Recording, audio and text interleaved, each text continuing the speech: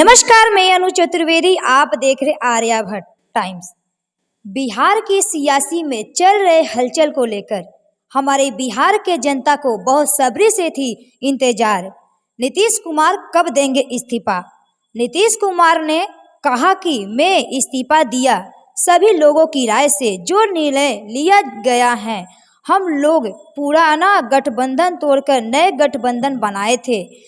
नीतीश कुमार ने कहा कि 1.5 साल से हम पूरा नए गठबंधन में थे, लेकिन जिस तरह से हम लोगों को बेइज्जत किया जा रहा था, उसके बाद यह निर्णय लिया गया है। एनडीए के पुराने साथियों के साथ फैसला कर आगे निर्णय लिया जाएगा। गठबंधन में हम लगातार काम कर ही रहे थे, मैंने कभी कुछ नहीं बोला। तो आगे देखते हैं सम्राट चौधरी इस पर क्या बयान दिए। आज भारतीय जनता पार्टी ने मेरे जीवन के लिए एक ऐतिहासिक कार्य किया और मैं देश के यशस्वी प्रधानमंत्री आदरणीय नरेंद्र मोदी जी,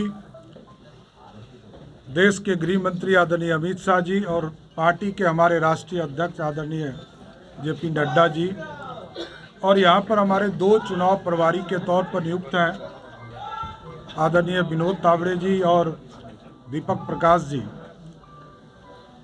के नेतृत्व में बिहार में भारतीय जनता पार्टी का अध्यक्ष भी भारतीय जनता पार्टी ने हमें बनाया, विरोधी दल का नेता भी बनाया। ये मेरे लिए भावुक क्षण है कि आज सरकार में भी दायित्व, सरकार में काम करने के लिए भी विधानमंडल दल का नेता के तौर पर चयन किया।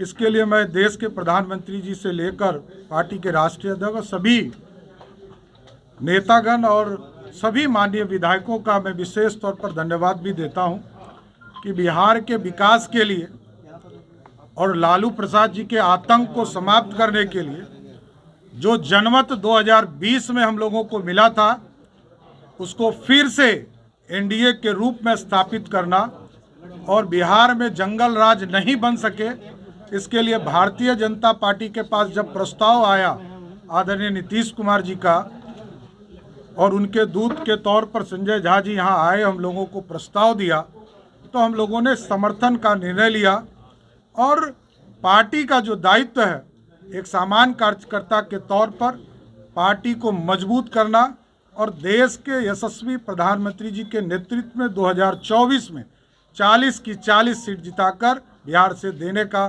संकल्प भी हम लोगों ने लिया है। बहुत बहुत धन्यवाद। नीतीश कुमार जी ने महागठबंधन सरकार से बाहर निकलते हुए अपने पद का इस्तीफा दिया। माननीय राज्यपाल जी ने उनका इस्तीफा स्वीकृत करने के बाद भारतीय जनता पार्टी के सभी विधायक जो माननीय प्रधानमंत्री मोदी जी के मन की बात का कार्यक्रम सुन रहे थे, इसके पश्चात विधायक दल की बैठक हुई। उस विधायक दल की बैठक में हमारे सीनियर विधायक पूर्व प्रदेश अध्यक्ष माननीय नंदकिशोर यादव जी ने प्रस्ताव रखा, जिस प्रस्ताव का डॉक्टर रमेश कुमार जी, डॉक्टर प्रेम कुमार जी, भागीरथी देवी, जनक राम जी और नितिन दविन जी ने समर्थन दिया और सभी विधायकों ने एक मत से वो प्रस्ताव पारित किया, जिस प्रस्ताव में भाजपा, जदयू, सभी एनडीए के मित्र पक्ष मिलकर एनडीए की सरकार बिहार में बनाई जाए, बिहार के बिहार वासियों के हित के लिए ये सरकार बने और भारतीय जनता पार्टी के विधायक दल के नेता के नाते सम्राट चौधरी जी का चयन किया गया और उपनेता के नाते श्रीमान विजय सिन्हा जी का चयन किया गया है। मैं अभी सम्राट जी और विजय जी को 2-2 मिनट कहने के लिए कहता हूं और यहाँ से सभी विधायक जदयू के साथ संयुक्त बैठक के लिए जाएंगे। वहाँ एनडीए की बैठक में वहाँ पर नेता उपनेता चयन किया जाएगा। और बाद में फिर माननीय राज्यपाल जी को हम सब मिलेंगे। Well, there is a political development and it's still unfurling itself. And once it happens, we shall exactly know what is there. But having said that, whatever is good for Bihar is welcome.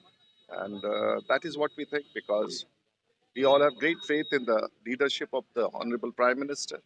And Bihar has to come along with it. And we can clearly see that there are clear indications that there is nothing good between RJD and JDU.